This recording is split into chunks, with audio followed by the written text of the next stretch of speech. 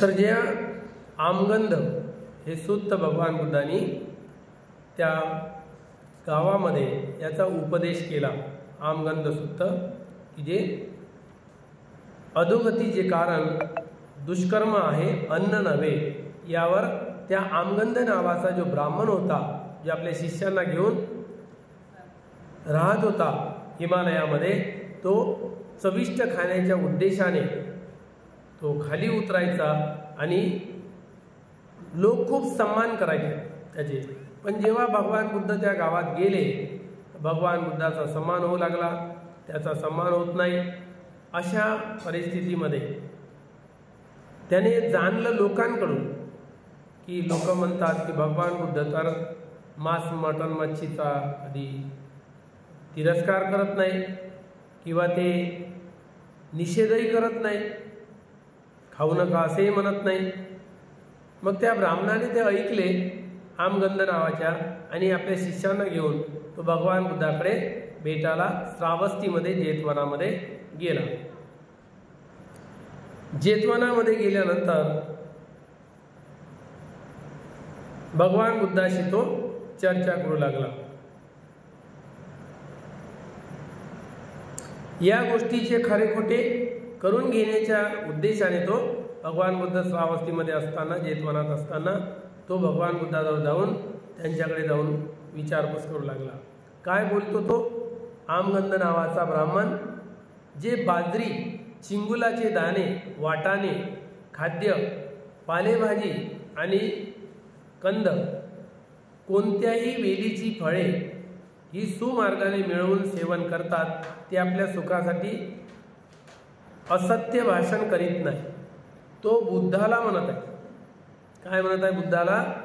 की जे लोक या साधं भोजन करतात, चिंगुलचे दाणे, जे ज्वारीचे दाणे, जे बाजरीचे दाणे, वाटाण्याचे दाणे, पालेभाज्या, कंदमुळं, वेली, फळं, या प्रकारे योग्य मार्गाने मिळवून जे खातात, ते कधीही असत्य भाषण करत नाही, खोटं कधीही कुणाला सांगत नाही। तो आमगंध ब्राह्मण भगवान बुद्धाशी चर्चा करत आहे। परंतु तू तर लोक जे काही देतात ते चांगल्या प्रकारे शिजवलेले, माल मसाला लावलेले, स्वच्छ आणि उत्कृष्ट अन्न खातोस। भगवान बुद्धाला तो आमगंध ब्राह्मण म्हणत आहे, तू तर चांगले भोजन खातो। जे कोणी तांदूळाचे असेल बनविलेले पदार्थ खातो, तो आमगंध खातो।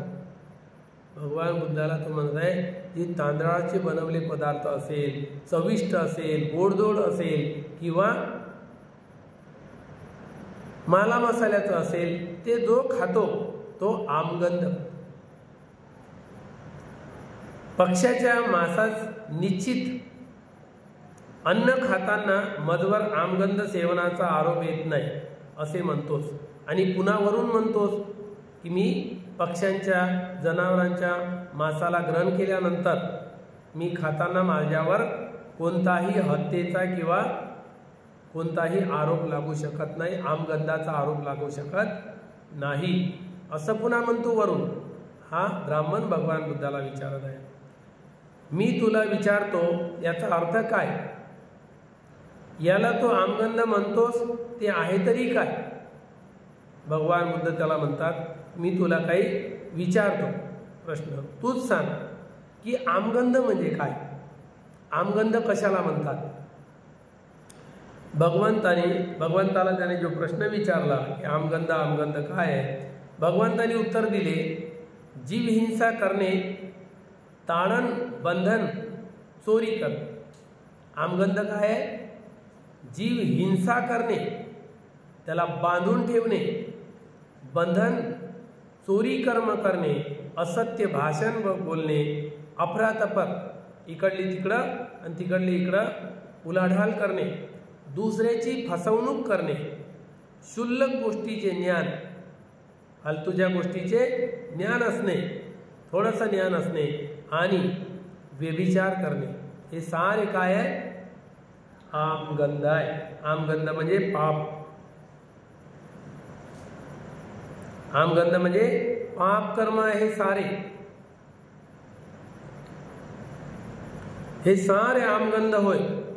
मांस सेवन करणे म्हणजे पाप नव्हे, आमगंध नव्हे. कोण उत्तर देत आहे त्याला? भगवान बुद्ध त्या आमगंध नावाच्या ब्राह्मणाला उत्तर देत आहे की पाप काय आहे, आमगंध काय आहे, मिथ्या भोजन काय आहे. हे सारं भोजन मिथ्या आहे. कोणतं? चोरी करणे, हिंसा करणे, व्यभिचार करणे, लूटणे, फसवणूक करणे, हे सारे साडी चुगली, निंदा नालस्ती, हे सारे मिथ्या भोजन आहे, दुराचाराचं भोजन आहे. या प्रकारे याला आमगंध असे म्हणतात. मांस खाणे आमगंध नव्हे, दुराचार नव्हे. या जगात जे पुरुष आपल्या सुखोपभोगात संयमरहित असतात, ज्यांना मधुर वस्तूचा लाभ असतो,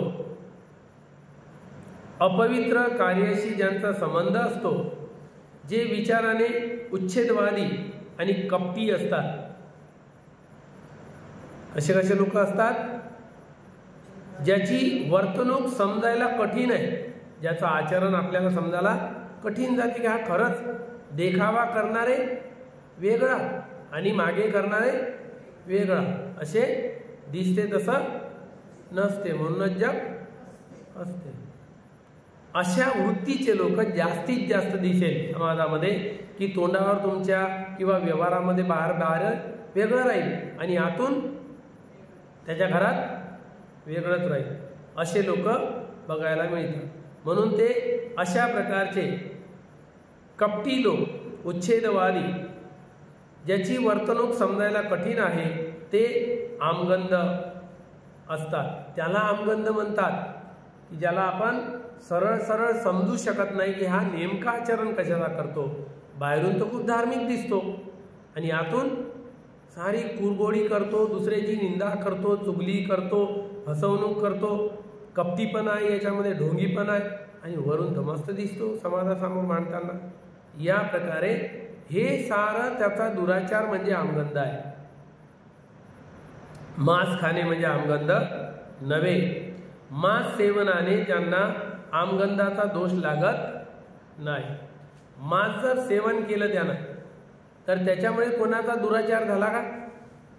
चुगली केली नाही, हत्या केली नाही, चोरी केली नाही, व्यभिचार केला नाही, खोटं बोलला नाही, ढोंगपणा केला नाही, चाडी चुगली केली नाही, कोणाशी कपटानं वागला नाही, तर त्याचा कोणता आमगंध झाला? त्याचा कोणता दुराचार झाला? फक्त त्यानं भोजन केलं म्हणून. त्यानं हत्या केली नाही कोणत्या प्राण्याची, मग त्यानं फक्त भोजन केलं म्हणून हे दुराचार झाला का? आमगंध झालं का? तर भगवान बुद्ध म्हणतात याला आमगंधाचा दोष लागत नाही, ते आमगंध होऊ शकत नाही, दुराचार होऊ शकत नाही. या जगाचे उद्धट, कर्कश, निंदाप्रिय, विश्वासघातकी, निर्दय, अतिशय अहंकारी व अनुदार असतात. उदार नसतात, कंजूस असतात, लोभी असतात. असे लोक या जगामध्ये उद्धट, कर्कश, बोलताना कर्कश बोलणारे, निंदा त्याला प्रिय वाटते, आवडते, निंदा करणे आवडते दुसऱ्याची, विश्वासघातकी, त्याच्यावर जर आपण विश्वास टाकला आणि एखादी गोष्ट सांगितली दुसऱ्याला जाऊन सांगतो, विश्वास त्याच्यावर ठेवता येत नाही, विश्वासघातकी म्हणतात. त्याला कधीही कोणाची दया येत नाही, असा तो निर्दयी असतो. अतिशय अहंकारी, त्याला धनाचा अहंकार, शिक्षणाचा अहंकार, पदाचा अहंकार, रूपाचा अहंकार, त्याला अहंकारी असतो. अनुदार, उदार राहत नाही, कंजूस असतो, लोभी असतो आणि दुसऱ्यांना काहीच देत नाही. ते लोक आमगंधाचं जीवन जगतात. त्याला म्हणतात याचं जीवन आमगंध आहे, दुराचारानं भरलेलं आहे, त्याला म्हणतात. मांस खाण्याला आमगंध, दुराचार म्हटल्या जात नाही. या दोषाने ते लोक युक्त असतात. मांसाशनाने, मांस प्राशनाने मनुष्य आमगंध दोषयुक्त होत नाही. दोषाने भरलेला मांस खाल्ल्याने होत नाही, त्याच्या व्यवहाराने तो दुराचारी होतो, दोषयुक्त होतो. राग, गर्व, हटवादीपणा, त्याच्यामध्ये आसक्ती आहे, अहंकार आहे, हट्ट करणारा आहे, शत्रुत्व पाळणारा आहे, कपटी आहे, द्वेष करणार आहे आणि 4 शब्द काय त्याला आले, 2 पुस्तकं काय वाचले तर हुशारकी मारणार आहे. माझ्यासारखा कोणी ज्ञानी नाही आणि कोणाला अभ्यास नाही. हुशारकी मारणे, अत्यंतिक अहंकार, त्याला आपल्या नोकरीचा अहंकार, पदाचा अहंकार, एखादी पद द्या ना एखाद्याला, तुला अध्यक्ष बनवून देतो, मग पा आसमानाचा चढला जसं काय तो देशाचा पंतप्रधान बनला. त्याचा अहंकार इतका गर्वाने फुगून जातो, ताटून जातो. अहंकार पापी मनुष्याची संगत करतो. जे चुगल्या चाड्या करणारे, मागं बोलणारे, ते लोक त्याला भरपूर आवडतात. वा वा वा, छान लोक आहे.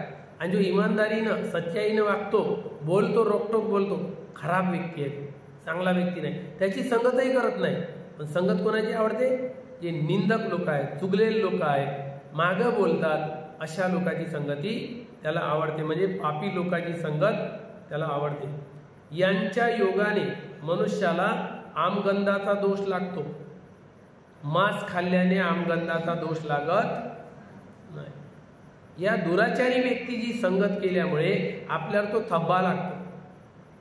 तो धब्बा आपल्यावर उमटतो की हा पण तसाच असेल, हे लोक तसे आहे. काही लोक कसं तोंडावर बोलत नाही, त्याच्या निंदा करत नाही, तोंडावर वाईट आहे म्हणून म्हणत नाही, हो साहेब तुम्ही बरोबर आहे, हो साहेब, पण मागं काय ते खूप खराब लोक आहे, याची संगतही करणं बेकार आहे असे म्हणतात. म्हणून ते काही लोक त्याला भीतात. कशामुळे भीतात?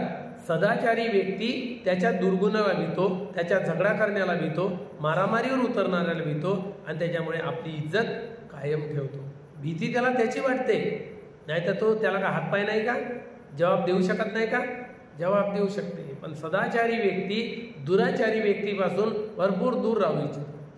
दुर्गुणी व्यक्तीचा मला अंशही लागला नाही पाहिजे. जसा पाण्यातल्या मच्छा किंवा पाण्यातला साप जर हातात पकडला काय होते?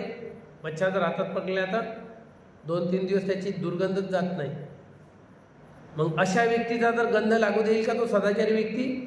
नाही बाबा, त्याच्या दूर राहणं बरं, त्याचा दुर्गंध नको मला. दुसराही लोक म्हणून काही याच्या संगतीनं दिसला होता काल तू, त्याच्यासारखा काय तू, ते सुद्धा लोक आपल्याला वाईट म्हणतील. म्हणून तशा लोकांच्या संगतीनं राहणारे लोक दुर्गंधयुक्त असतात. अशा प्रकारे त्याला आमगंधाचा दोष लागतो. मांस खाणाऱ्याला आमगंधाचा दोष लागत नाही, कारण ते भोजन आहे म्हणून तो भोजन म्हणून खातो. तो काही कोणत्या प्राण्याची हत्या करत नाही आणि हत्या करायलाही लावत नाही. आणि त्याच्यासाठी हत्या केली कोणी, त्याला जर माहीत झालं तर तेही ग्रहण करत नाही. या प्रकारे 3 पापातून मुक्त असणारा मांस सर्वांना खाता येते. ज्यांची नीती वाईट आहे, जो नीतिमत्ता खराब आहे, शील खराब आहे, असा व्यक्ती जे घेतलेले कर्ज देण्याचे नाकारतो.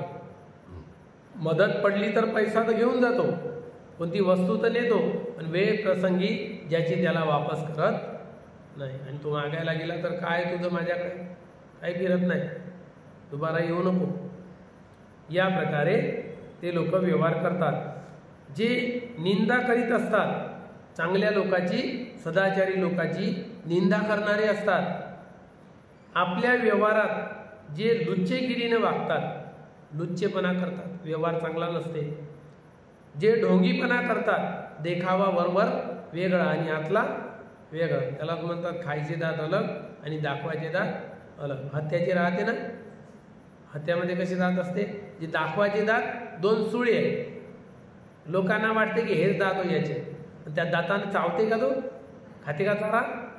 नाही, हे दाखवायचे दात झाले, पण चारा खायचे दात वेगळे आहे. म्हणून त्या उपमा अनेक लोकांना दिल्या जाते. अशा लोकांना जे ढोंगीपणा करतात, इकडे धार्मिकता दाखवतात आणि तिकडे सारे झगडे भांडण मारामाऱ्याने हे ते दुनियाभराचे चुगल्या चाड्या चुगल्या, दुनियाभराचं वाईटही वाईट. अशा व्यक्तीचा देखावा अलग आहे धार्मिकतेचा. म्हणून अशा लोकांना म्हणतात खाण्याचे दात अलग आहे आणि दाखवायचे अलग आहे. अशी दुष्कृत्य करणारी नीच माणसे, असे जे दुष्कृत्य करतात त्यांना नीच लोक म्हणतात. त्यालाच आमगंध म्हणतात. त्याचा व्यवहार म्हणजेच आमगंध. सदाचाराचा व्यवहार नाही आहे ना, दुराचाराचा आहे, म्हणून त्याला आमगंध म्हणतात. या आमगंध दोषाने युक्त होते. मांस सेवन करण्याने आमगंध होत नाही. मांसाचे सेवन केल्याने त्याला आमगंधाचा दोष लागत नाही. जी माणसे सजीव प्राण्यांशी संयम राखून वागत नाही, जे जीवित असणारे प्राणी, मग जनावर असो की माणसं असो की कोणते प्राणी असो, जीवित आहे ना, त्या जीवित असणाऱ्या प्राण्यासोबत संयम बाळगत नाही. तो प्राणीच असतो. कदाचित आपल्याला येऊन पडला, धावला मागं, प्राणी आहे ना, त्याला आपल्या माणसासारखी अक्कल आहे का? तो आपल्या बचावासाठी एखादी साप रस्त्याने चालला, आपण दिसलो तर काय करते, त्याला वाटते भय उत्पन्न झाला की हा मला मारेल, म्हणून तो आपला फणा काढून फुसफुस करतो. म्हणजे आपल्या बचावासाठी कोणीही प्रयत्न सहज करणारच ना. प्राणी आहे म्हणून काय झालं, त्यालाही आपला बचाव करण्याचा अधिकार आहे. म्हणून प्रत्येक प्राणी, पक्षी, जीवजंतू आपल्या बचावासाठी प्रयत्नशील असतात. म्हणून त्या प्राण्यांविषयी आपण कसं असलं पाहिजे, कसं वागलं पाहिजे, संयमित वागलं पाहिजे, संयम ठेवला पाहिजे. तुरंत दिसल्याबरोबर, साप दिसल्याबरोबर आंध्रे काडी धावत जाते, काडी घेऊन येते, दन हाणं शिकते. म्हणजे संयम कुठं आहे? त्याला काढून द्यावं, त्याला जीवदान द्यावं, त्याला निघू द्यावं, संयम नाही ना. त्याच्यामुळे त्या प्राणी मात्राशी संयम राखून वागत नाहीत. जे परधन हिरावून परपीडा करतात, कोणाचे मालकीची वस्तू असेल तर तो हिरावून घेतो, जबरदस्तीने घेतो आणि त्याला मानसिक त्रास देतो, परेशानी उत्पन्न करतो. सदैव असे लोक सिद्ध असतात. अशा कार्यामध्ये रत राहणारे लोक जे आहे ते अतिमानी, अति अहंकार, गर्व, कोणत्या ना कोणत्या गोष्टीचा गर्व असतो. पण गर्वाचे घर कसे असतात? कधी ना कधी खालीच असतात, वर टिकतच नाही. गर्व करणारा व्यक्ती, एक सरपंच, गावातला मुखिया, रस्त्याने चालला लिखापडी घेऊन गावातली, आणि रस्त्याने जाता जाता मेंढरं चरत होते. त्याच्यात होता एक येडका शिंगवाला. तो नेहमी त्याला पाहिलं का असा खाली मान घालायचा. त्या तो एक दोनदा पाहिलं त्यानं, समजून गेला हा येडका मला सम्मान देत आहे. 2-4 लोक घेऊन आला सोबत, रस्त्याने चालत, आणि येडक्यानं खाली मान वाकवली. त्याला दाखवलं, बघा माझा जो गावामध्ये जे सम्मान आहे, मी जे उच्च पद आहे, त्यामुळे माझा सर्व लोक सम्मान करतात. त्याला पदाचा गर्व की तो येडका सुद्धा मला झुकत आहे, खाली मान करत आहे. आणि एक दिवस तो रस्त्याने चालला बऱ्याच लोकांसोबत, येडक्यान खाली मान टाकली, जे दिला उधाळा मार फेकूनच दिलं. तेव्हा कळलं, अरे हा मान करत नव्हता, मान खाली टाकत होता मारासाठी. तो पैत्रा शोधत होता की मी कधी कधी याला हाणतो. मागून गेला ना असा फेकला, तेव्हा त्या लोकांना पकडलं. हे होय का मध्ये मान करणं, याला म्हणते का? म्हणजे गैरसमज, आपल्यामधल्या अहंकारामुळे कधी कधी आपण गैरसमजला पोचतो, आणि ते आपले हानी झाल्यावर मग माहीत पडते की नाही हे योग्य नव्हतं. या प्रकारे आमगंधाचे दोष लागतात. तो या क्रूर कर्कश अशा वागणुकीमुळे, बोलण्यामुळे आणि दुसऱ्याचा उपमर्द करण्याची ज्याची वृत्ती आहे, दुसऱ्याचा नेहमी अपमान करायचा, कोणत्यानं उतरवून बोलायचं, ते सर्व आमगंध दोषात येते, दुराचारात मोडतात. हे सर्व वागणुकीवर, धम्म कशावर आहे? खानपानावर नाही आहे. धम्म आहे सदाचार आणि दुराचारावर, वागणुकीवर आहे, व्यवहारावर आहे. तेव्हाच तर म्हणतात की तुमची नैतिक लेवल घसरली. का म्हणतात? नैतिकता बरोबर नाही आहे, तुमचं नैतिक आचरण ठीक नाही आहे. तिथे म्हणते का तुमचं खाणं पिणं बरोबर नाही म्हणून तुम्ही चांगले नाही, असं म्हणतात का? नाही. म्हणून बुद्धाचा धम्म कशावर आधारित आहे? सदाचार आणि दुराचार. तर या भोजनामध्ये याचा कोणता दुराचार होत आहे? म्हणून बुद्ध समजावत आहे त्या आमगंध नावाच्या ब्राह्मणाला की हे सारे आमगंध आहे, दुराचार. आमगंध दोषयुक्त होते. मांस सेवनाने आमगंधाचा दोष लागत नाही. मांस खाल्ल्याने पाप होत नाही, दोष लागत नाही.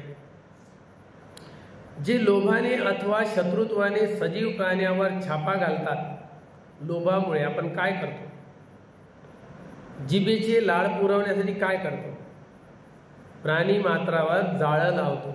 सशांना, घोरपडींना, हरणांना काय करतो आपण? जंगलात फाशी लावतो आणि त्या प्राण्यांवर छापा टाकतो. ते सदैव दुर्बुद्धीने प्रेरित झाल्यामुळे जो असं करतो, दुर्बुद्धी आहे, त्याला चांगली बुद्धी नाही आहे, तो त्याने प्रेरित होतो. नेहमी तो सल्ला घेतो याचा त्याचा, तो शिकलेला असतो या प्रकारचं दुसऱ्याला हानी पोहोचवणे. अशा प्रेरित झाल्यामुळे मरणानंतर अंधारात सापडतात, म्हणजे अज्ञानात आणि दुःखात पडतात. मेल्यानंतर नरकगतीला जातात, त्याची दुर्गती होते. माणसाचा जन्म मिळतच नाही त्याला. सुगतीचे 2च जन्म आहे, मानव जन्म आणि देव जन्म. 2च जन्म सुगतीचे, बाकी 4 जन्म दुर्गतीचे आहे. नरक योनी, तिर्यक योनी, असुर योनी, प्रेत योनी. आणि यामध्ये पशुपक्ष्याची योनी, तिर्यक योनी, हे सारे 4 योनी दुर्गतीचे. तर जाते कुठे? 2च योनी जेव्हा पुण्यकर्म केल्यावरच मिळू शकते. तर असा व्यक्ती, या दुर्बुद्धीने प्रेरित असणारा व्यक्ती मरणानंतर अज्ञानामुळे अंधारात सापडतो, म्हणजे दुःखात सापडतो. त्याला दुःखही दुःख. जिथे जन्म घेतो तिथे दुःखही दुःख. असा तो हरण बनला, ससा बनला, तितीर बनला, तर दुसरा व्यक्ती त्याला छापा टाकून त्याला पकडतो आणि कापतो. हे त्याच्या कर्माचं फळ आहे. आणि नरकात कोसळतो. जेव्हा तो या प्रकारे पाप कर्म करतो तेव्हा कुठे त्याची रवानगी होते? कर्मामुळे नरक गतीला जातो. सुगती होतच नाही. सुगतीचा मानव जन्म, देव जन्म इथे येतच नाही. जो दुसऱ्याचं तारण करतो, दुसऱ्याला बंधनात टाकतो, दुसऱ्याची हत्या करतो, जाळ लावतो, दुर्बुद्धी करतो, तो नरक गतीलाच जातो. त्याची गती सुगती नाही आहे. म्हणून इथे नरकात कोसळतो, म्हणजे नरकामध्ये जन्म घेतो. भयानक दुःख आहे तिथे. तिथे सुख नावाची वस्तू नाही, नुसतं दुःखही दुःख. ते आमगंध होय. दुराचाराने वागणे आणि नरकात कोसळणे, तो अंधारात अज्ञानात पडणे, हे सारं आमगंध आहे, पापाचं कर्म. मांस खाणे म्हणजे पाप नव्हे, याला आमगंधाचा दोष लागू शकत नाही. मत्स्यमांस सेवनापासून परावृत्ती. जो व्यक्ती मांस खात नाही तो सेवनापासून दूर जातो, परावृत्त होतो, नग्नता धारण करतो, अंगावर एक वस्त्रही ठेवत नाही, एवढा त्यागी आहे. घरादाराचा त्याग करतो, प्रपंचाचा त्याग करतो, तो वस्त्राचाही त्याग करतो, इतका त्यागी. डोक्याचं मुंडन करतो, एक केस ठेवत नाही शान शौकींसाठी. हे केस कशासाठी आहे? सुंदरतेसाठी. पण हे केस काय सुंदर दिसतात का या केसाने? या केसामध्ये 16 प्रकारचे दोष सांगितले मिलिंद प्रश्नामध्ये. 16 प्रकार. ह्याच्यामध्ये काय काय निघते? सुगंध येते का? घाम येते, कोंडा येते, बड्डे येते, लिक्त येते, दुनियाभराचा वास येते, केस पिकतात, खाजवतात, दुनियाभरात आहे. गंदगी गंदगी, गंदगीचंच घर. त्या डोक्यामध्ये नाक खुपसून पावर वास घेऊ असा येते का सुगंध? तरी पण केसाची किती आसक्ती आहे.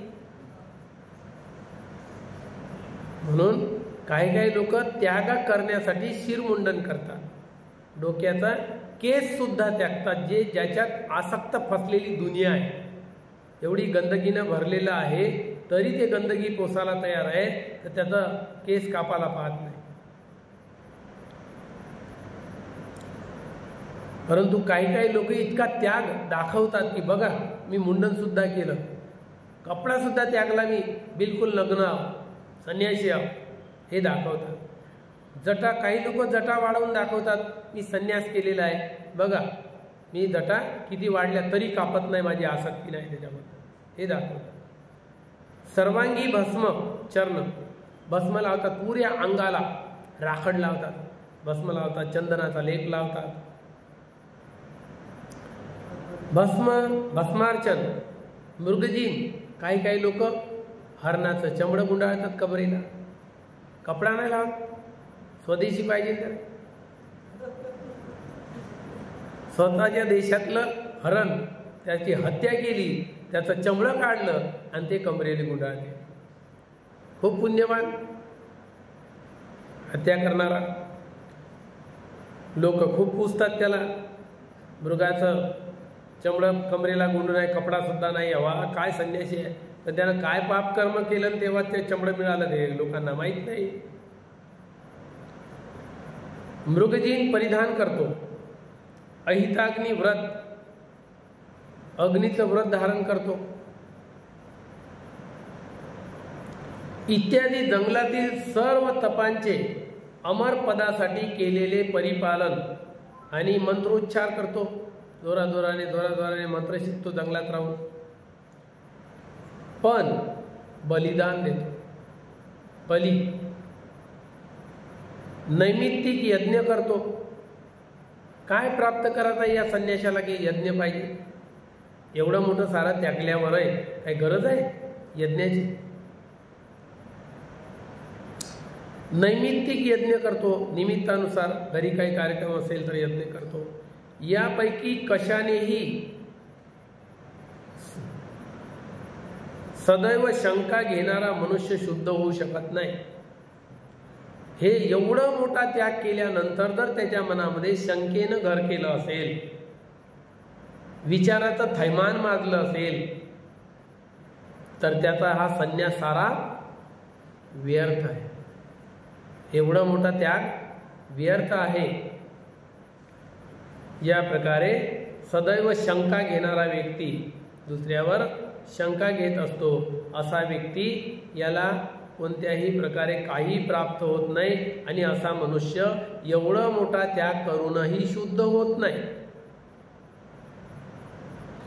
ज्याने आपली इंद्रिये जिंकली आहे, जो त्यांचा संयम करतो, तो धर्मामध्ये रत आहे, सरळपणा ज्याचा स्वभाव आहे, मार्दव यात ज्याला आनंद वाटतो, आपल्या विकारांचं मर्दन करतो, नष्ट करतो, ज्याच्या ठिकाणी विषयासक्ती नाही, कोणत्याच विषयाबद्दल आसक्ती नाही, ज्याने दुःखाचा निरोध केलेला आहे, सारे दुःख नष्ट झालेले आहे, तो सुज्ञ मनुष्य जे पाहतो किंवा ऐकतो त्यापैकी कशाचाही आहारी जात नाही. जे जे त्याला डोळ्यानं दिसते, कानाने ऐकायला येते, नाकाने गंध घेतो, जिभेने रस घेतो, चव घेतो, शरीराचा स्पर्श जाणतो, तरी मनाचा धर्म जाणून कधीही तो विचलित होत नाही. त्याच्या आहारीही जात नाही की मला असंच पाहिजे, असंच पाहिजे, हेच आवडते, असा आहारीही जात नाही. आमगंधाचा दोष दुष्कृत्यामुळे जळतो. कशामुळे लागतो आमगंधाचा दोष? दुराचारामुळे, दुर्गुणामुळे आमगंधाचा दोष लागतो.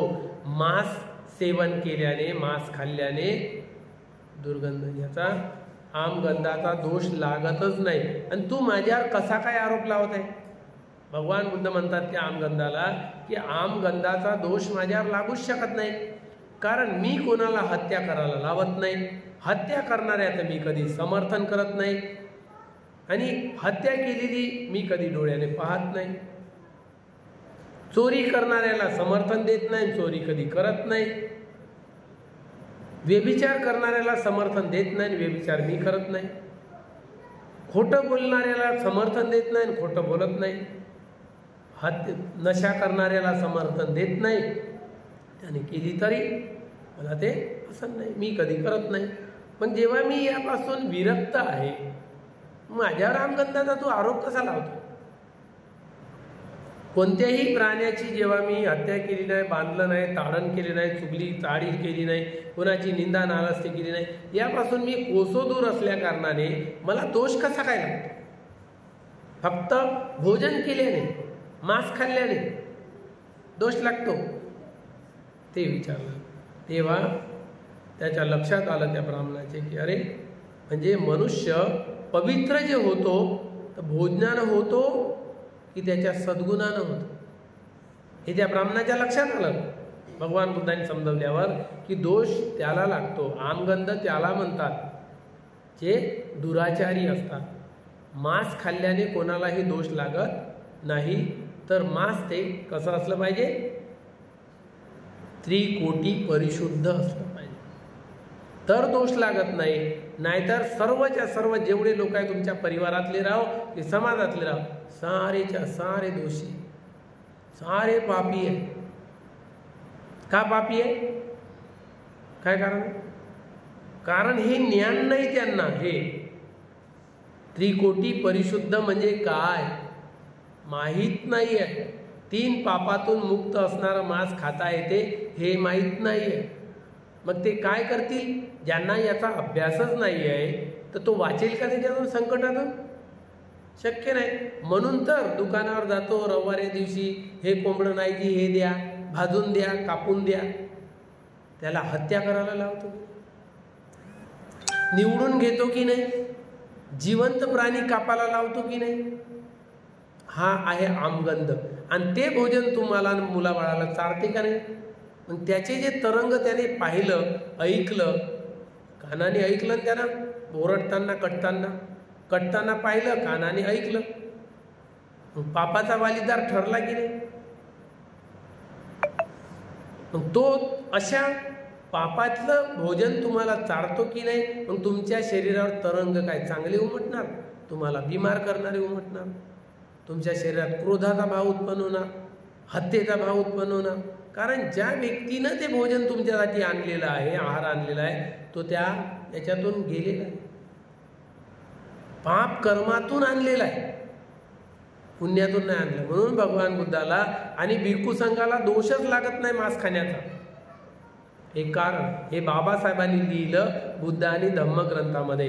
हे 2 सूत्र, आमगंध सुत्त आणि विशिष्ट अन्न सेवनाने मनुष्य पवित्र होत नाही, हे 2 चॅप्टर बाबासाहेबांनी बुद्ध आणि धम्मग्रंथामध्ये 306, 307 या 5 नंबरवर लिहून ठेवलं. तरी या समाजातल्या लोकांना, अज्ञानी आणि मूर्ख लोकांना 1000 वेळा समजावं आहे, 1000 वेळा सांगा तरी त्यांची मानसिकता कशी आहे? नाही, आम्ही खाऊ शकतो पण भंते नाही खाऊ शकतो.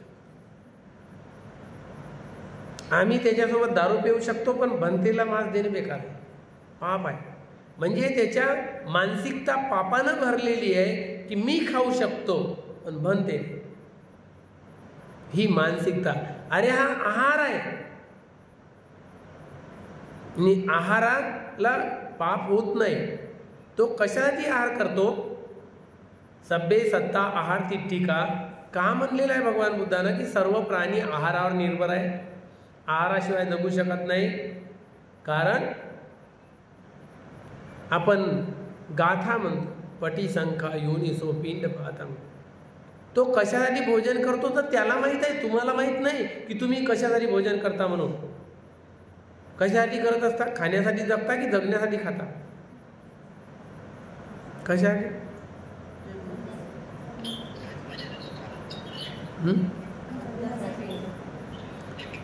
जगण्यासाठी खाता. मग जनावरं काय करतात? जनावरं पण तर जगण्यासाठी खातात. खाण्याची पद्धत आहे की नाही? मग कशासाठी खाल्लं पाहिजे हे माहीत पाहिजे, त्याची जाण पाहिजे. म्हणून भिक्षू रोज तुमच्या घरचं भोजन खाते तर असं म्हणत नाही की मटण खातो की मच्छी खातो का अंडे खातो, काही निवडक नाही खात. तो सरळ सरळ म्हणतो पटीसंखा योनिसो पिंड पातंग. मी हे प्रत्यवेक्षणा करून पिंडपात करीत आहे, भोजन खात आहे. कशाकरिता? यावदेव इमस काय सटितिया. मी माझ्या कायाची स्थिती ठेवण्यापेक्षा सरळ सुरक्षित ठेवण्याकरिता खात आहे. पटिशंका योनिसो पिंडपातं पटिसेवामि यावदेव इमस काय सटिती यापनाय विंग सुपर्दियाय ब्रह्मचर्यानुगाय. कायेची स्थिती सुरळीत चालावी आणि ब्रह्मचर्याचं मला पालन करता यावं. ब्रह्मचर्यानुगाय इति पुराणंच वेदनं. माझ्या ज्या भुकेच्या वेदना आहे पुराण्या नष्ट व्हाव्या. नवंच वेदनं न उपादेसावी. नवीन भोजनाच्या या भुकेच्या वेदना उत्पन्न होऊ नये. भुकेचा रोग नष्ट व्हावा. नवंच वेदनं न उपादेसामी. हे भोजन केलं ना आता नवीन भुकेचा रोग उत्पन्न होणार नाही. यात्राच मे भविष्यती. मला भविष्यकाळ जीवन यात्रा भविष्यामध्ये सुरळीत चालता यावी म्हणून मी भोजन करत. यात्राच मे भविष्यती अनवज्यताच फासो विहारो चाहती. याकरिता मी विहार करण्याकरिता भोजन करत आहे. ना आवडीनिवडीसाठी भोजन करत आहे, ना शरीर फुगवण्यासाठी करत आहे, ना सौंदर्य वाढवण्यासाठी करत आहे, ना मौज मस्तीसाठी करत आहे. मी भोजन न मदाय न मंडनाय न विभूषणाय. मी मौज मस्तीसाठी शरीर फुगवण्यासाठी सुंदरता वाढवण्यासाठी भोजन करत नाही आहे. खेळण्या बागडण्यासाठी याच्यासाठी भोजन करत नाही आहे. तर आम्ही मनन करतो. भगवान बुद्धांनी दिलेले वचन ते सोचून भोजन करतो. तुम्ही करता कशा? आलं तर येऊ दे, गट खाल्लं चाललं. कुठं आहे होश? कुठं आहे? म्हणून तुमचे पापकर्म यामुळे होते की तुमचं भोजन परिशुद्ध नसते. आमचं भोजन परिशुद्ध आहे. काही द्या तुम्ही, मांस द्या, मटण द्या, मच्छी द्या, पण खातो कोण्या पद्धतीत? मनन काय करतो? माझी जीवन यात्रा चालवण्यासाठी मी भोजन करत आहे, बस चाल. मी चवीसाठी खात नाही. हे मटण होय की मच्छी होय की अंडे होय का हे होय, काही घेणे देणे नाही मला याच्याशी. काय आहे ते माहिती नाही, पण आहार आहे एवढं माहिती आहे. आणि आहाराचं काम काय आहे? भुकेचा रोग मिटवणे हे आहाराचं काम आहे. जीवन यात्रा सुखपूर्वक चालावी भविष्यामध्ये हे काम आहे. म्हणून त्याकरिता मी भोजन करत आहे. हे सोचून मनन करून भोजन केलं जाते. मनन करता का तुम्ही? मनन केलं पाहिजे. म्हणून तर म्हणलं ना, कशासाठी खाता? तुम्हालाच माहित नाही की आम्ही कशासाठी खातो. बेहोशीत खाता सारे. कोणतंच काम बेहोशीत नाही केलं ना. जगत आहो आपण, याची जाण असली पाहिजे मी कसं जीवन जगत आहो. ह्या आमगंधामध्ये जीवन जगत आहो की आमगंधाच्या बाहेर आहो. म्हणून मानसिकता हे ज्ञान ऐकल्यावर बदलते, परंतु मानसिकता अशी खराब होऊ नये समाजातली. भयानक अज्ञान पसरलेलं आहे. त्यामुळे त्याने 1000 वेळा प्रवचन ऐकत नाही बंदीला देणे पाप आहे. अरे तुझं मनच पापानं भरलेलं आहे, तर तू काय देशील? तू दान काय करशील? तुझ्या मनातच पहिले पाप आहे. ते पाप पहिले काढ आणि नंतर दे. तू पहिलेच आपलं मन पापानं भरून ठेवलेलं आहे की याला दिल्यानं पाप होते, याला दिल्यानं पाप होते. भोजन दिल्यानं पाप होते तर मग भोजन देतच कशा? कोणतंच देऊ नको. काही आवश्यकता नाही आहे तुझ्या भोजनाची. देणारे भरपूर आहे, पुण्यवान लोक भरपूर आहे. भोजन आहे. म्हणून म्हटलं ना की भगवान बुद्ध हे जाणत होते की माझा धम्म 4ही दिशेला पसरणार आहे. स्वप्न पाहिलं होतं त्यांनी. 4ही दिशेमधून येणारे पक्षी त्यांच्या ओट्यामध्ये पडत आहे आणि सोनेरी होऊन काळ्या केसाचे होऊन बाहेर पडत आहे. पाहिलं ना? 4ही वर्णाचे लोक 4ही दिशेमधून येतील, धम्मग्रहण करतील आणि 4ही दिशेमध्ये प्रचार करतील. तर कसा प्रचार करतील? भारतातलं सारं गहू तांदूळ गाठोडे गाठोडे बांधू श्रीलंकेत, बर्मादेशात, थायलंडमध्ये, बांगलादेशात घेऊन जातील. सरले का पुन्हा येतील न्यायला. असा धम्मप्रचार होते का? भगवान बुद्ध जाणत नव्हते का? हे सर्व जाणत होते. म्हणून तर मनाई केली देवदत्ताला की तुझ्याच जवळ ठेव. हे तुमच्या भिक्षूने हे स्वीकारू नये, ते स्वीकारू नये, हे खाऊ नये, ते खाऊ, तुझ्याच जवळ ठेव. धम्माचा प्रचार करायचा आहे तर त्याला ज्या देशात जाईल त्या देशातलं भोजन ग्रहण करून जगावं लागेल, तर धम्माचा प्रचार होईल. नाही तर मरावं लागेल ना वापस या आपल्याला. मग धम्माचा प्रचार कसा झाला असता? तर बुद्ध धम्माचा प्रचार किती देशात आहे? Thailand, Burma, Sri Lanka, Cambodia, Vietnam, Japan, China, Korea, किती देशात आहे. कशामुळे? भारतातूनच गेला ना. धम्म काही बाहेर देशात होता का? बुद्ध बाहेर बनत नसतात. बुद्ध कोणत्याच देशात पैदा होत नाही भारताशिवाय, कोणत्याच देशात. मध्यभूमीतच होते बुद्ध, आणि ते बिहारमध्येच होते. ते मध्यभूमी आहे, पॉईंट आहे, सेंटर पॉईंट, तिथेच होते, दुसरीकडे होतही नाही. भारत म्हणून म्हणतात ना, भारत सोन्याची चिडिया काहून आहे? कारण सोन्याचा धूर निघते घराघरातून. पूर्वी सारे भारतातले लोक बुद्धिस्ट होते. सर्वांच्या घरामध्ये पंचशील पालन होतं. म्हणून त्या पंचशील पालनामुळे एकही व्यक्ती कोणी कोणाची हत्या करत नव्हता, चोरी करत, सारे दार उघडे, कोणी कोणाचं नुकसान नाही. म्हणून सोन्याचा धूर निघणे म्हणतात त्याला. सोनं म्हणजे बुद्धाचं वचन. घराघरातून सोन्याचा धूर निघत होता. तर सारेच्या सारे लोक बुद्धिस्ट होते. नंतर षडयंत्रकारी दिमागवाले आले आणि बुद्धाचा धम्म संपवण्याची कोशिश केली. 2-3 वेळा आक्रमण केले. मिहिरकुल त्याने आक्रमण केलं. त्याच्यानंतर पुष्पमित्र शुंग, त्याच्यानंतर बख्तियार खिलजी गजनी, त्याने पुरं नालंदा विश्वविद्यालय जळलं ठेवलं. एवढं साहित्य भयानक होतं त्या ठिकाणी ज्ञानाचं. 6 महिने त्याला आग लागली, विझली नाही. तर ते 6 महिन्यापर्यंत आग विझली नाही, जोपर्यंत जे मुख्य ग्रंथ होते 3 त्याच्यामध्ये नालंदा विश्वविद्यालयात. कोणते 3 मुख्य ग्रंथ होते बुद्धाचे?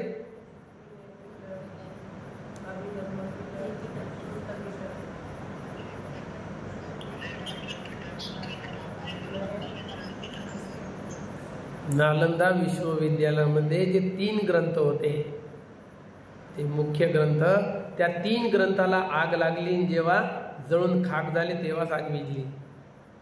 कोणते ग्रंथ आहे माहीत? डोकं खाजवलं कधी इतक्या वर्षात? नाही ना. धर्म कसा कळणार? आणि धर्म सांगायला बंदीजी आले तर आवडही नाही आहे धर्माची. सारं घरी पाहिजे आहे तर कसं मिळणार? रत्नदधी, रत्नरंजत आणि रत्नसागर. काय नाव ग्रंथाचं? रत्नदधी, रत्नरंजत आणि रत्नसागर.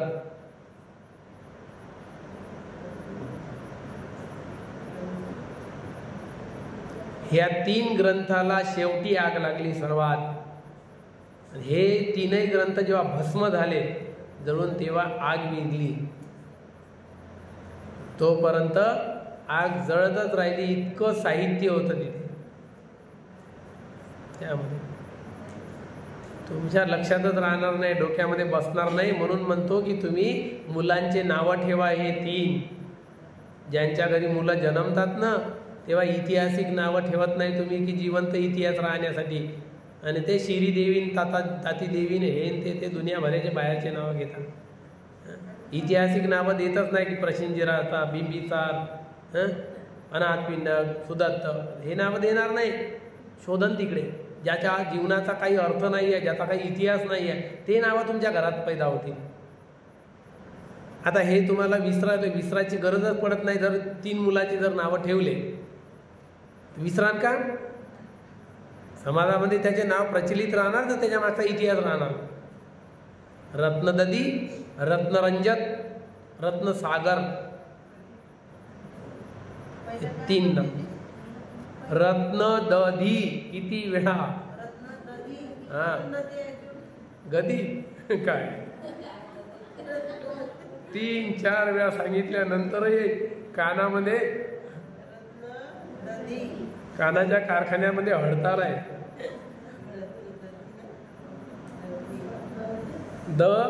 धी, रत्न रंजत आणि रत्न सागर.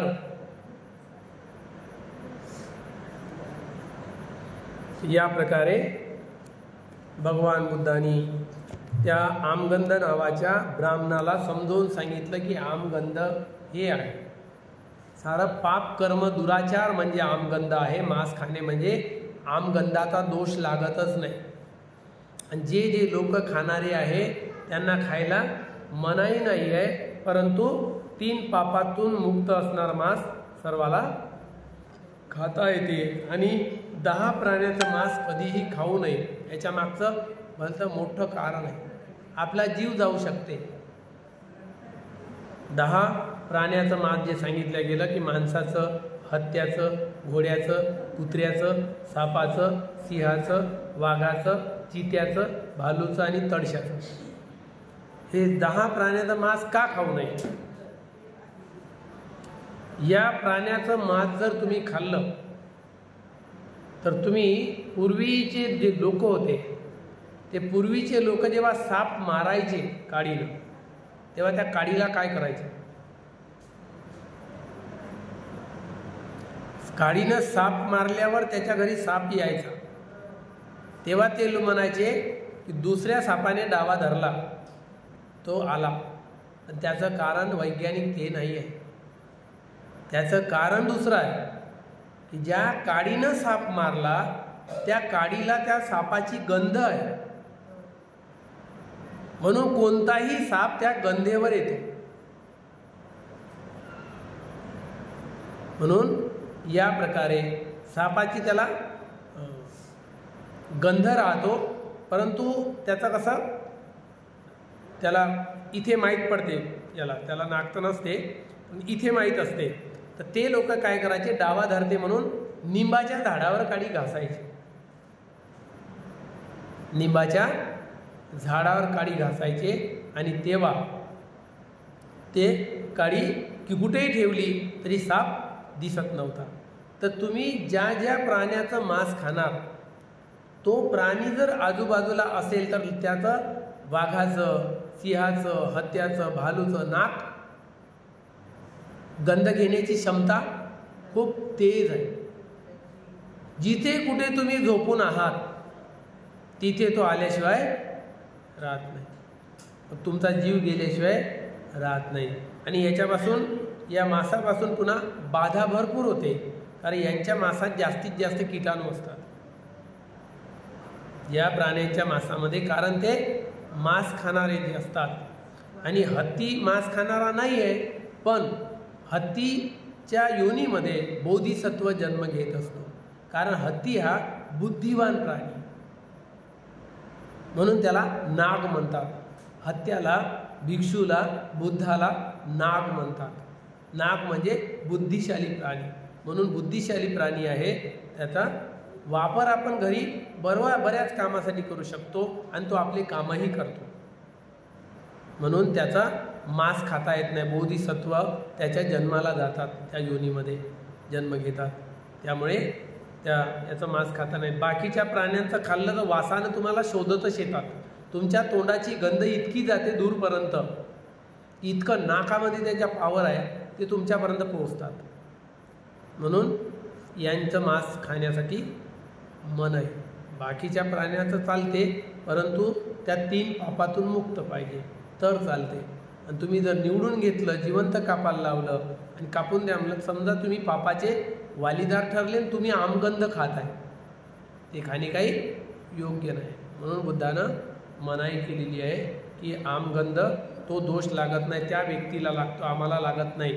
म्हणून मांस भोजन, मटण, मच्छी, अंडे हे भिक्षूला दान दिल्या जाते. सर्वोच्च उत्तम दान आहे भोजन, उत्तम भोजन दिल्या जाते, दान दिल्या जाते. पण भारतातली मानसिकता एकदम खालच्या थराची आहे.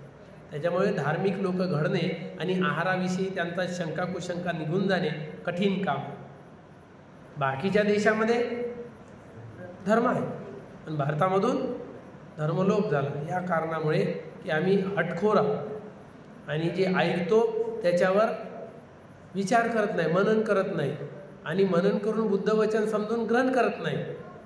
आपल्यासाठी काही करू आपण, कोणत्याही पापाच्या थराला जाऊ, पण जे पुण्याचं काम आहे, ज्याच्यामध्ये दान करणे आहे किंवा ज्याच्यामध्ये दोषच लागत नाही, अशा याला ऐकणार नाही आणि आचरण करणार नाही, आपल्या मनानं करणार. आणि हे कारण आहे त्यामुळे आपल्याला धर्म कळणे कठीण जाते. म्हणून भारतातून धम्म लोप होण्याचं कारण की आम्ही हटखोरपणा, त्याच्यामुळे धम्म पचत नाही आणि आम्ही करू तर आमच्या मनानं.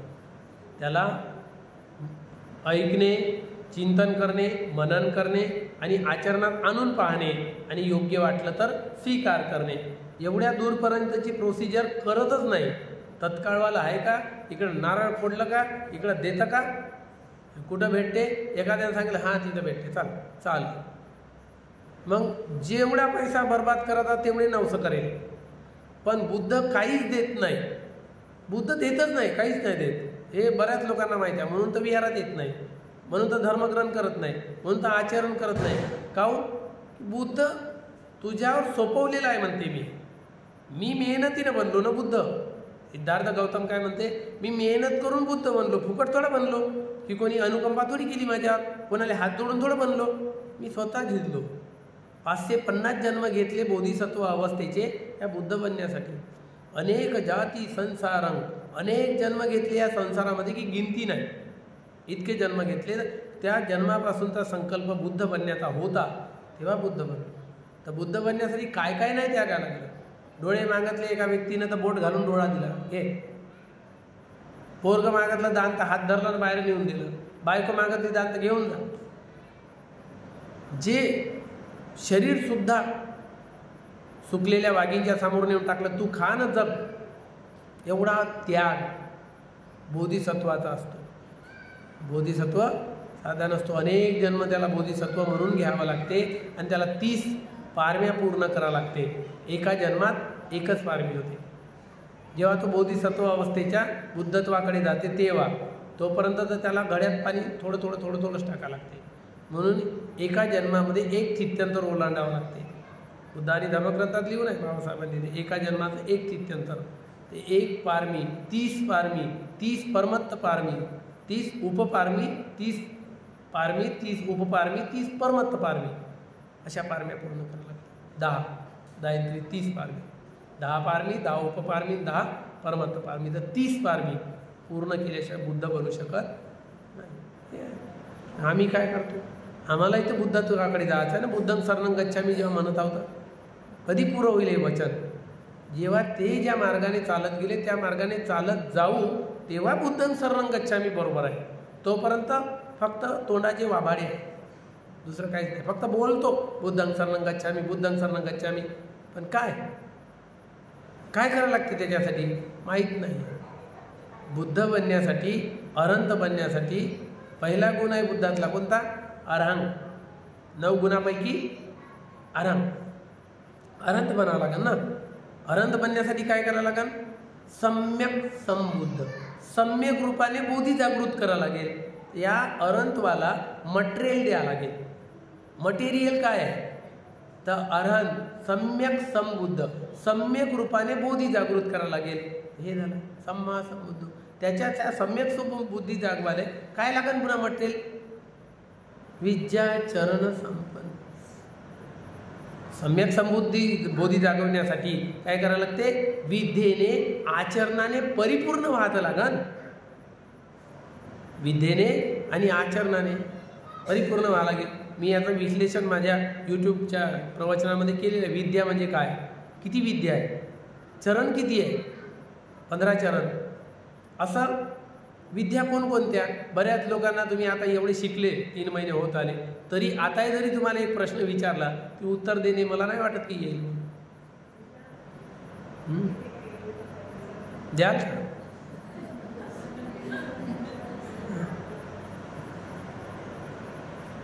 जो व्यक्ती बुद्ध बनला त्याने नेमकं काय प्राप्त केलं म्हणून त्याला बुद्ध म्हणतात?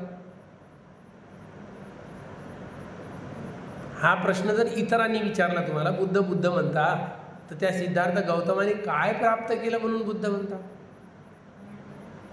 काय उत्तर येईल? ज्ञान प्राप्ती केली म्हणून बुद्ध. कोणती ज्ञान?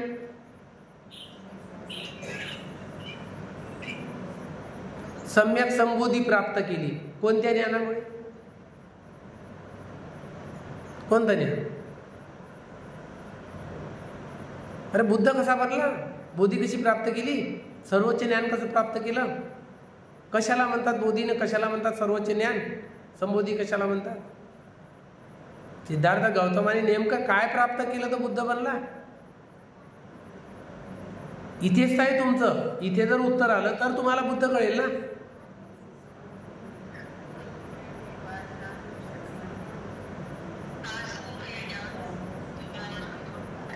पुन्हा हा पुन्हा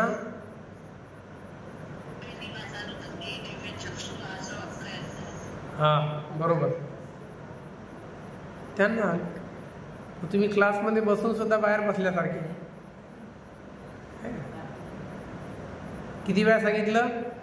बुद्धत्व प्राप्ती करण्याकरिता 3 प्रकारचे ज्ञान प्राप्त करावं लागते, तेव्हा तो बुद्ध बनतो. कोणते कोणते? गेले म्हणा डोक्यात. नळी कुंकली सोनारे इकडून तिकडे गेले. 3 प्रकारचं ज्ञान प्राप्त केल्याशिवाय संबोधी प्राप्त झाली असं म्हणता येत नाही. तो बुद्ध बनला असं म्हणता येत नाही.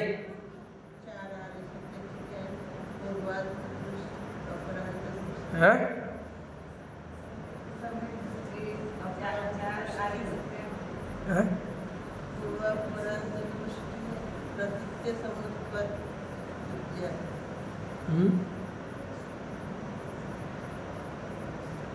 पूर्वानुस्मृती, पूर्वजन्माचं ज्ञान. पूर्वानुस्मृती, पूर्वजन्माचं ज्ञान. दुसरं आहे दिव्य ज्ञान. तिसरं आहे आसवाख्या ज्ञान. दिव्य चक्षु जागले म्हणते ना. दूरदृष्टी, नजर टाकल्याबरोबर त्याचा पुरा जीवनपट जाणणे. मुंग्यांच्या वारोळ्याजवळ जर उभे झाले ना बुद्ध, क्षणात त्या काय बोलत आहे ना काय करत आहे क्षण नाही लागत, तुरंत त्याची भाषा कळते, त्याचा व्यवहार कळते. जीवजंतू बारीकला बारीक असेल तरी.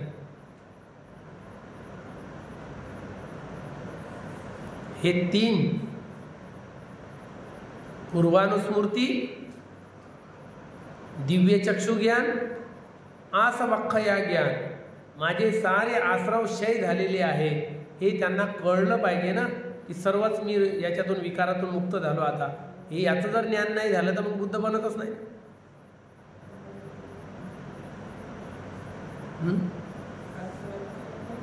पूर्वजन्माचं ज्ञान, दिव्य चक्षु ज्ञान आणि आश्रव क्षयाचं ज्ञान, आसवाख्या ज्ञान. हे 3 प्राप्त झाल्याशिवाय त्याला बुद्ध म्हटल्या जात नाही. विद्या भरपूर आहे मग अलग अलग तऱ्हेनं, पण हे 3 मुख्य आहे. तेव्हा बुद्ध, नाहीतर बुद्ध नाही. तुम्हाला एवढंसं उत्तर जर देता आलं नाही की बुद्ध म्हणजे काय आणि बुद्ध बनला तर काय प्राप्त केलं म्हणून बुद्ध बनला, तर तुम्हाला धम्म कोसो दूर आहे. तुम्ही धम्मापासून कोसो दूर आहे, भरपूर दूर आहे. आणि या कारणाने आम्ही प्रयत्न करत नाही आणि आम्हाला म्हणून काही येत नाही विचारलं तर, म्हणून आम्ही काय होतो त्या तत्वापासून पुन्हा पुन्हा दूर जातो.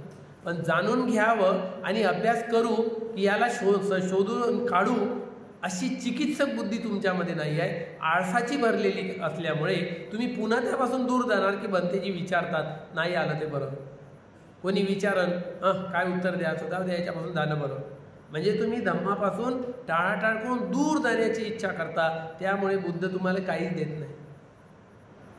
बुद्धानं प्रत्येकावर धम्म सोपवलेला आहे की हे मी तुमच्यावर सोपवतो की तुम्हाला काय करायचं आहे ते करा. तुमचं भलं करायचं असेल तर आचरण करा आणि तुमचं नुकसान करायचं असेल तर दूर निघून जा. म्हणून म्हणते बुद्ध मी काही देत नाही. बुद्ध काही देत नाही आणि ना मदत करत कोणत्या प्रकारची, ना श्राप देत, ना कोणतं दुःखातून मुक्त करत. दोन्ही काम नाही बुद्धाकडे. बस तुम्हाला सांगतो त्या मार्गाने चाला आणि तुम्ही तुमचंच भलं करून घ्या. कसे येतील इकडं तिकडं तर एक अगरबत्ती लावली, 5 रुपयाचा पेढा चढवला, बस ऐकलं त्यानं. उद्या तुमचं काम होऊन जाईल. इथं कामच नाही होत. इथं वेड्या गबाळ्याचं काम नाही. म्हणून इथे ज्ञानचक्षु जागण्याचं काम आहे, विद्या प्राप्त करण्याचं काम आहे. म्हणून ते प्रयत्न केल्याशिवाय होत नाही. म्हणून म्हटलं ना, देगा हरी पलंगावरी नाही जात कोणाच्या घरी, असं म्हणल्यानं काही पोट भरत नाही. म्हणून मशागत आपल्याला नांगरावं लागते, आपल्याला पेरावं लागते, आपल्याला त्याचा निचरा करावा लागते, कापकूप करून कापणी मळणी आपल्यालाच करावं लागते, निसपूस करून आपल्याला ढोलीत भरून ठेवावं लागते आणि दळून आणून आपल्याला चटके भाजतपर्यंत पकवावं लागते आणि आपल्यालाच ते तोडून तोंडात घालावं लागते, चावावंही आपल्यालाच लागते आणि गिळावंही आपल्याला. इथं साऱ्या क्रिया आपल्यावर आहे. इथं कोणी बसलेला नाही आहे की तुमच्या तोंडात घास टाकेल आणि चावून देईल चिमणीसारखा, नंतर खा गिळा, फक्त गिळाचं काम करा, असं कोणीही नाही आहे. म्हणून बुद्धाचा धम्म कठीण जात आहे. आणि जिथं आयतं भेटते की हात जोडले, 5 रुपयाचा प्रसाद चढवला, बस भलं करून टाकायचं, जा आता तुम्ही घरी, भलं करते, हे इथे नाही आहे. भगवान बुद्धाच्या याच्यामध्ये मी मार्गदाता आहे, मोक्षदाता नाही म्हणते. तुमचा मोक्ष तुम्हीच मिळवत बसा. मी फक्त मार्ग सांगितलेला आहे, या मार्गावर मी चाललो म्हणून बुद्ध बनलो. तुम्ही पण चाला, तुम्ही पण बुद्ध बनणार. प्रत्येक व्यक्तीमध्ये बोधीचं बीज पडलेलं आहे, फक्त त्याला चालना द्या, विकसित करा आणि आपोआप फळं लागेल. त्या मार्गाने तुम्ही गेले का आपोआप बोधी जागृत होईल तुमची आणि बुद्धिवंत बना. तुमच्या प्रयत्नाशिवाय नाही बनू शकत. तुम्ही ही किच्चम आतप्पंग अख्खातारो तथागतम. तप तुम्हालाच करायचं आहे, मेहनत तुम्हालाच करायची आहे, परिश्रम तुम्हालाच करायचा आहे. मी फक्त मार्ग सांगू शकतो. मार्ग सांगणे हे माझं काम आहे. बुद्ध म्हणतात मार्गदाता आहे, मोक्षदाता नाही. म्हणून बुद्धावर कोणी ठपकाही लावू नको नाही की बुद्ध काही देत नाही म्हणून आम्ही येत नाही. बुद्धानं कधीच म्हणलं नाही की मी तुम्हाला काही देतो. बुद्धानं कधीच नाही म्हणलं की मी तुम्हाला सुखी करतो. ठपका लावूच नाही. बुद्ध नाही देत. मला सुखी व्हायचं आहे तर माझं दुःख पहिले शोधावं लागेल. मला दुःख दूर करण्यासाठी प्रयत्न करावा लागेल. दुःख दूर झाल्यावर आपोआप सुख येईल. कोणी काही देत नाही. कोणाजवळ काही खदान नाही, असं काही कारखाना नाही, हे टोपलं भर सुकणे असं म्हणणार आहे का? शक्य नाही. म्हणून आपला स्वामी आपण बनण्यासाठी भगवान बुद्धांनी जो धम्म दिलेला आहे त्याचं आपण जर योग्य प्रकारे पालन केलं, आचरण केलं तर निश्चितच तुम्ही दुःखातून मुक्त व्हायला वेळ लागणार नाही. पण आपल्या प्रयत्नाने स्वतःच्या, दुसऱ्याच्या नाही, जो दुसऱ्यावर विसंबाला त्याचा कार्यभाग बुडाला. म्हणून असं होऊ नये. तर या प्रकारे आपण आज 2 प्रकरणं आपण याचा अभ्यास केला की महामात्याचं दान. काल याचा अभ्यास केला की महामात्यानं 500 ताटं मासाचे भोजन भगवान बुद्धाला आणि विकून 1200 ताटं 1250 भगवान बुद्धाला आणि भिक्खू संघाला भोजनदान केलं. त्याच्यानंतर सुप्रियानं आपल्या मांडीचं मांस कापून भंतीजीला भोजनदान दिलं.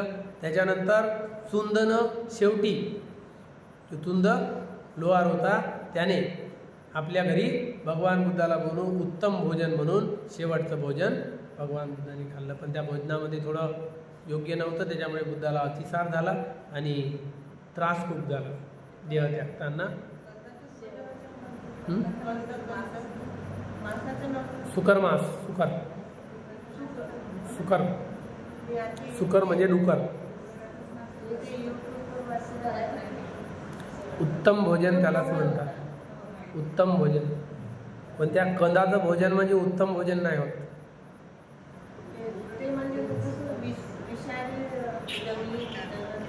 सुकर म्हणजे डुकर होते. ते आता आपल्या आपल्या परीनं मांडणी करण्यात येते, काही लपवण्यासाठी, काही करण्यासाठी. पण बुद्ध आहे. ज्या बुद्धांनी पालीमध्ये जी नावं दिलेली आहे, कशाला काय म्हणतात, सुकर पोतक, त्याची कहाणी ऐकली ना आपण.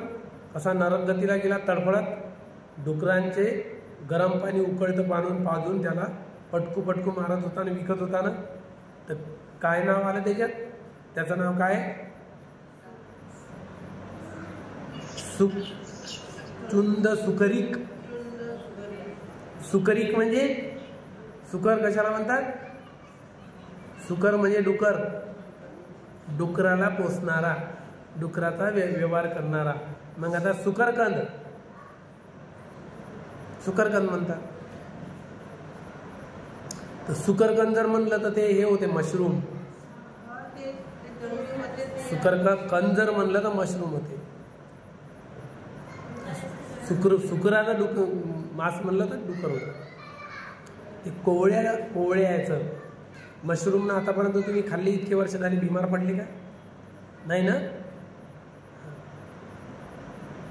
तर उत्तम भोजन, सर्वात श्रेष्ठ भोजन, शेवटचं भोजन अमर ठरलं. भगवान बुद्धाने त्याची प्रशंसा केली की सुंदानं जे भोजन दिलं आणि पहिलं भोजन जे बोधी प्राप्तसाठी झालं ते सुजातानं.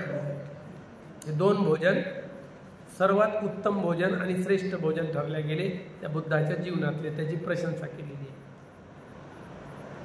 वयानुसार 80 वर्षाचं वय झालं, म्हातारं शरीर झालं, पचनक्रिया कमी झाली आणि तशा वेळेस मांस काय पचणे शक्य नाही. मांस पचते का त्या वयामध्ये? पण होऊ शकते. अशा प्रकारे अपचन पण त्याच्यामुळे अतिसारामध्ये झालेलं आहे. तर अशा प्रकारे आज आपण 2 चॅप्टर 2 प्रवचन या मांसाबद्दल गैरसमज दूर करण्यासाठी आपण हे ऐकलेले आहे. तर उत्तम भोजन म्हणून मांसाचं भोजन दिले जाते की 4 दिवस भिक्षू जास्त जगावा, धम्माचा प्रचार व्हावा. परंतु त्रिकोटी परिशुद्ध मांस असेल तर पाप लागत नाही. कोणत्याही प्रकारे कोणीही दिलं, कोणत्याही गृहस्थानं दिलं आणि कितीही वेळा दिलं पाप अजिबात नाही, उलट त्याचं पुण्य डबल होते. कारण भिक्षू 4 दिवस जास्त जगतो आणि 4 दिवस जास्त धम्माचा प्रचार होते. तर त्याच्या फक्त मानसिकतेवर अवलंबून आहे, कशा मनानं देते. पुण्य आणि पापावर बुद्धाचा धम्म आहे, खाण्यापिण्यावर बुद्धाचा धम्म नाही. हे नेहमी लक्षात ठेवलं पाहिजे. आणि भीत कोणी भोजन द्यायचं नाही. भयापोटी पुण्य होत नाही. आपल्या मनात आलं श्रद्धेनं दान द्यायचं, जे आहे ते दान द्यायचं.